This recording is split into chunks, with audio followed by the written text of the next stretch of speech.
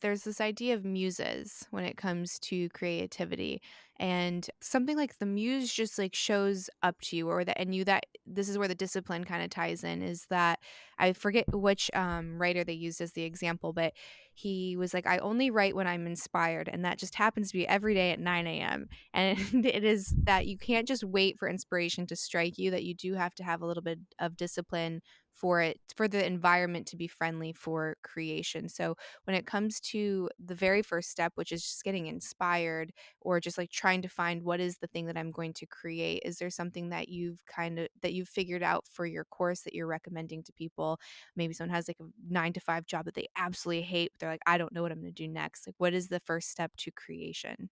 The first step to creation. Well, I Yeah. think there can be different arenas of that, right? If you're creating in a space of wanting to live your dharma, I think it is like figuring out what is your dharma. Part of the course is like deconstructing, like I was talking about, your adopted identity, like the identity that your parents, your society, like that told you that you needed to be, Hmm. and then deconstructing your natural identity of like, okay, what do I love to do?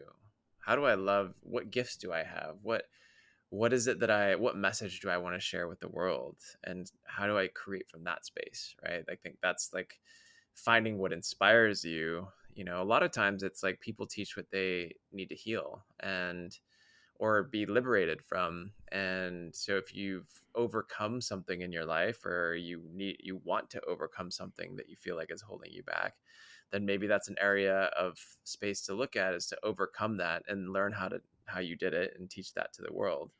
I think that's one arena of this is like kind of more what I'm teaching in the course, is doing that as like a living your dharma into a personal brand space and translating that into making money with that, and like standing out above, standing out in a space of a personal brand.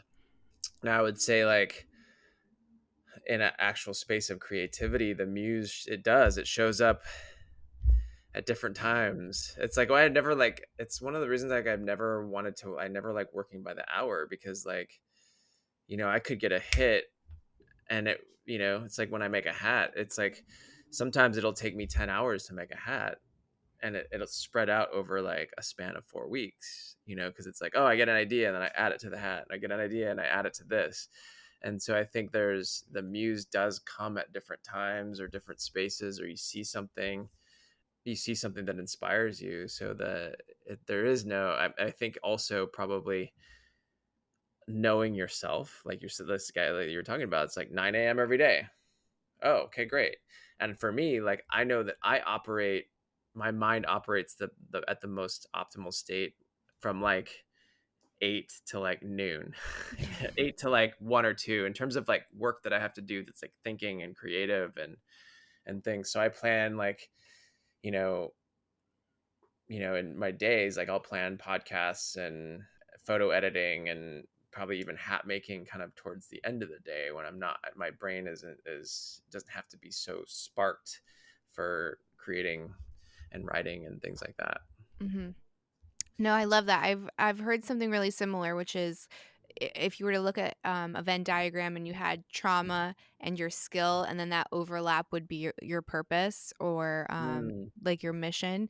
And I love that so much because it's positive psychology. So it's like taking something that has this negative charge and then turning it into something beautiful that has contribution to it, which I think a lot of people are looking for, maybe not even knowingly. Like, well, I'm not feeling fulfilled in whatever this is. So it's being able to find some kind of something like above yourself that's giving back in some form or another. And usually, if you look at it, a previous wound or a trauma, that's a beautiful way, because a lot of us probably share that. Yeah, absolutely.